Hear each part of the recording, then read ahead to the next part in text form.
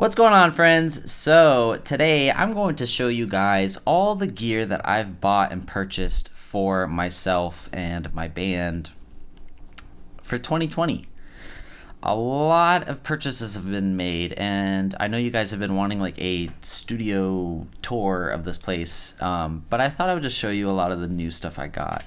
I'm going to show you guitars, pedals, and all that like I normally do, but I've gotten a lot more different items, which is very new to me, but we will show you guitars and then how this is going to work. If you see any gear that is obviously that I'm showing you that is new and you want me to review it, comment below, and the first or any ones that hit 10 likes and above, I will review it for you.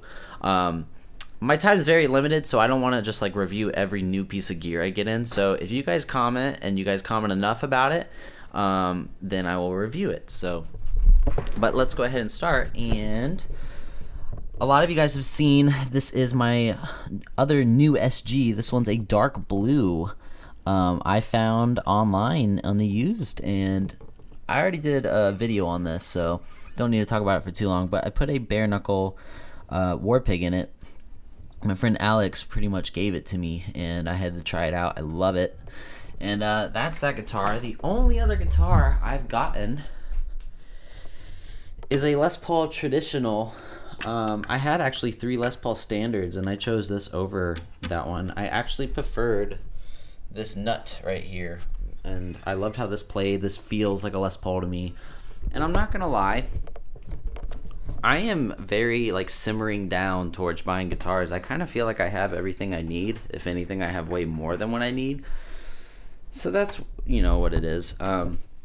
Another thing that I know you guys have seen that I've reviewed was the KSR series pedal. And at first I didn't like it. And now I actually do like it. And I put it in my Kemper profiles recently. And I just learned to basically turn the treble back, because that's what keeps the bass there. Turning the treble up takes away the bass, which is really odd. Other pedals that I've gotten, and I'm going to review this awesome reverb for only $30 off Amazon.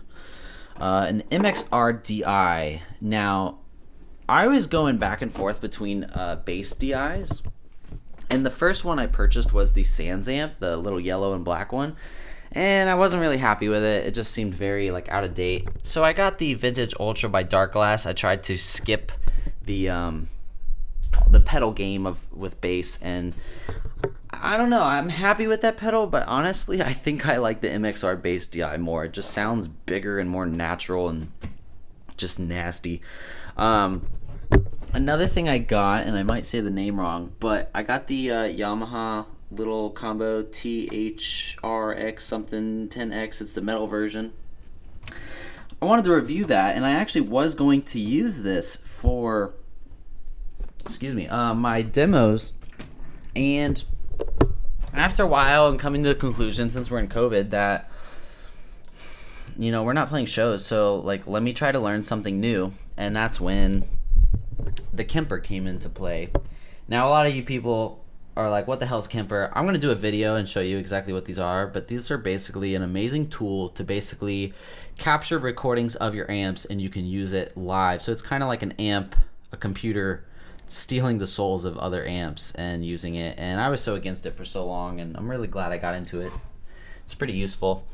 Now, the other thing that I've never done and never really wanted to get into was recording. And let me take out these other links. So my buddy Kyle convinced me to get a Mac laptop. I wasn't really about it, but he knows me really well, and he got this really cheap, and he's like, hey, if you don't like it, you can make $100 profit. And he was right. I think he knew I was going to keep it. And Kyle, if you're watching this, thank you. He really helped me get my shit together as far as like becoming more responsible and towards being like a band leader. So like, if you guys don't know, like, I'm the official leader of my band, so now I'm doing everything, instead of it being 2 people going back and forth. It's just one. So I kind of had to step up my game, and rather be a guitarist with a bunch of guitars and maybe a few basses, I need to be able to track my stuff. So I purchased this with my friend, and it's just a 2010, and he put more RAM on it. He like modded it to where it can hold what I'm doing, which is awesome. Another purchase I'm super happy with that he suggested, my friend Kyle suggested, was these Yamaha HS5s, I believe it's called. They're very like neutral sounding. They don't sound like super bass or super treble or super good. They're basically the most like neutral sounding speakers, so like whenever you do mixes and stuff, like this is what you want to listen to, which is really cool, and I'm really happy with those. I never really had real monitors. All I've had was like that Logitech speaker right there and this Logitech speaker, and like I have a little bass on the bottom, but now I have these and I go between all of them. It's pretty cool.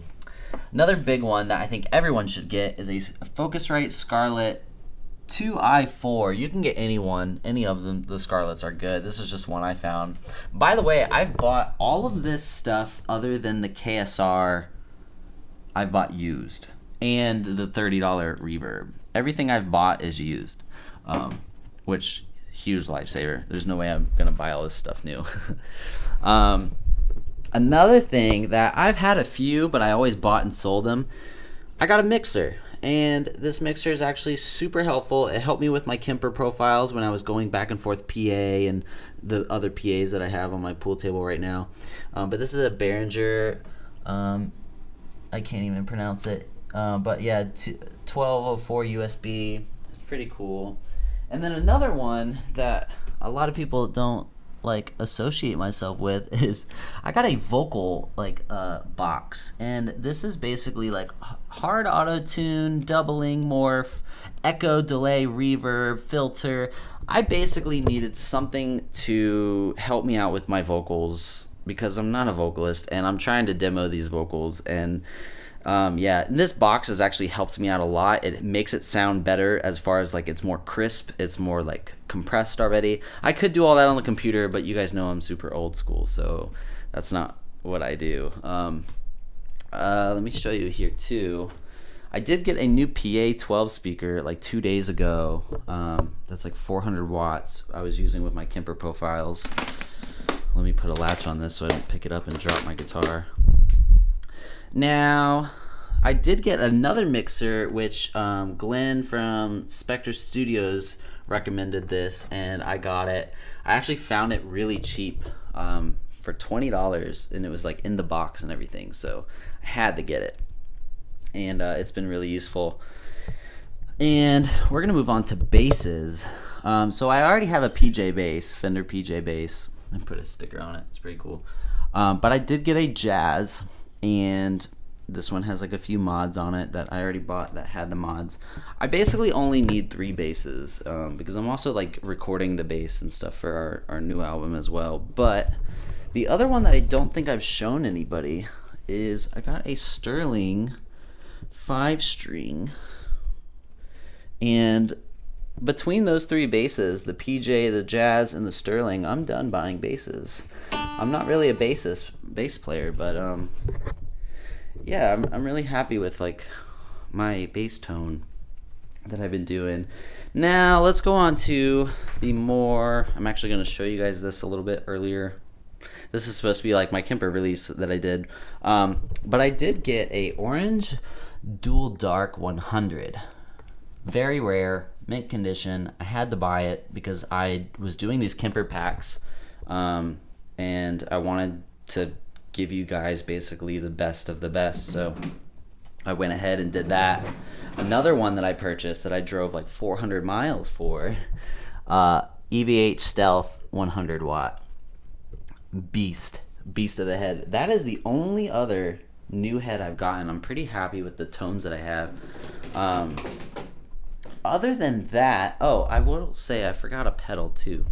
This is a cool pedal.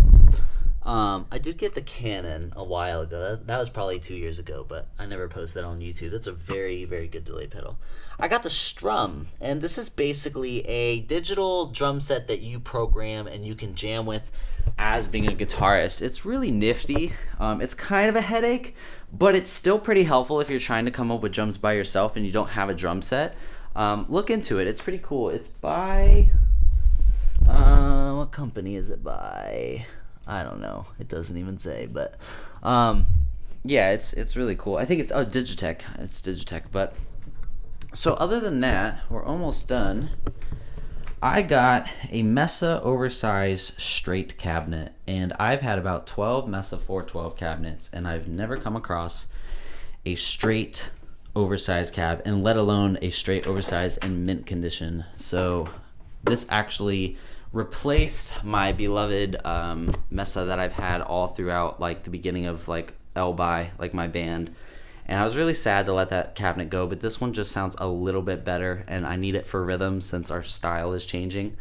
All vintage 30s stock.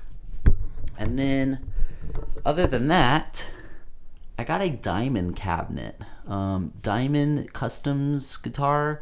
They're a USA-made guitar company. I don't know if they're still around anymore, but this is a beast of a cabinet. I still got to clean it up, but vintage 30s, and then G12 30H. I used to have these speakers. I actually sold them because I wasn't happy with them in the 212 Mesa that I had, and I love them in this cabinet. I actually think those two speakers are going to be my rhythm tone.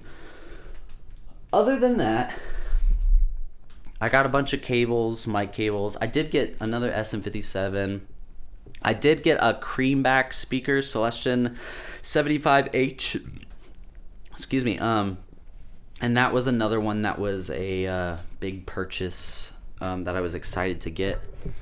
But that's pretty much it as far as gear that I've gotten. I've got a lot. I definitely have spent a lot. But it's worth it. It's music, right? So now we're able to record and do everything at my house. And it's just overall, it's going pretty well. It's kind of overwhelming. It was at first, but it is starting to go really well. Anyways, hopefully you guys enjoyed this video. Tell me what gear you want me to review or go more in depth with, or if at all.